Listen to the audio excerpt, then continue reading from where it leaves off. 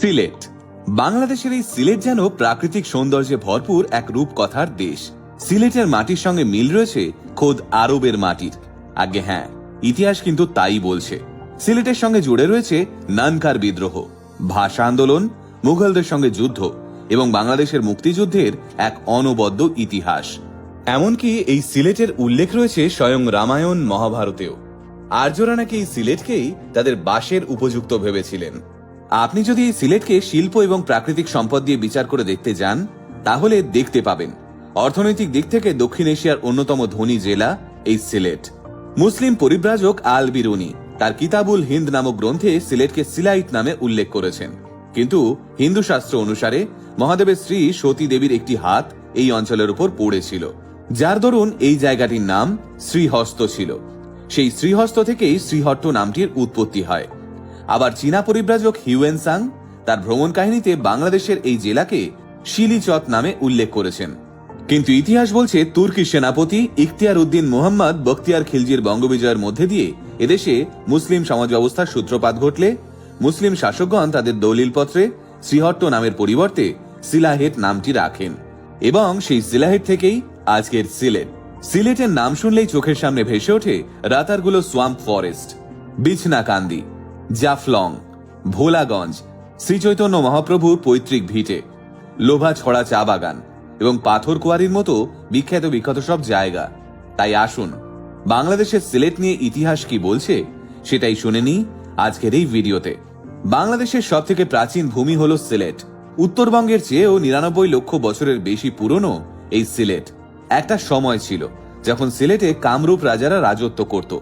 শোনা যায় প্রাক ইসলাম যুগ থেকে চীনের সঙ্গে আরবদের ভালো যোগাযোগ ছিল। সেই সময় আরবরা সমুদ্রপথে চীনে যাতায়াত করত এবং যাওয়া আসার পথে তারা সিলেটকেই তাদের যাত্রা বিরতির বন্দর হিসেবে ব্যবহার করত। আমাদের ভারতবর্ষে আর্যদের আগমনের পর বৌদ্ধরা সিলেটে এসে আশ্রয় নিয়েছিলেন। তাদের দেখা দেখি আর্যরাও পাড়ি জমিয়েছিলেন সিলেটে। তারপর একে একে এসেছেন পাঠান এবং মুঘল।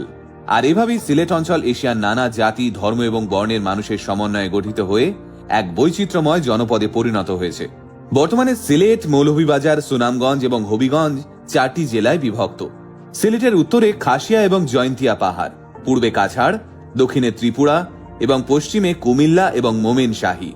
আপনি যদি সিলেটে ঘুরতে যান তাহলে পাহাড় আর ঝর্ণার সংমিশ্রণে সিলেটের অপরূপ সৌন্দর্য আপনাকে মুগ্ধ করবে।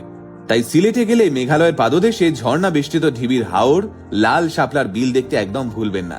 শাপলার এই বিলে এসে গল্প জমায় অসংখ্য পাখি। ভোরের সূর্যের আলোয় লাল শাপলা, পাহাড়ের অপরূপ সৌন্দর্য আর তার সঙ্গে চারপাশ থেকে ভেসে আসা পাখির কিচির মিচির আপনাকে এক লহমায় মন ভালো করে দিতে বাধ্য। এছাড়াও যেতে ভুলবেন না লালা খাল।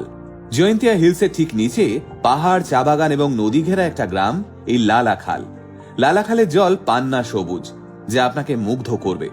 তাছাড়াও অবশ্যই দেখবেন রাতারগুল জলাবন, যা বাংলাদেশের অন্যতম বন্যপ্রাণী অভয়ারণ্য। আপনি যদি মহাপ্রভুর ভক্ত হন তাহলে সিলেট গেলে অবশ্যই দর্শন করে আসবেন সিলেটের গোপালগঞ্জে অবস্থিত এই তীর্থস্থান। কথিত আছে মহাপ্রভু যখন সচিমাতার গর্ভে এসেছিলেন তখন মহাপ্রভুর বাবা মা 5 থেকে 6 মাস এই ভিটেতে এসেছিলেন।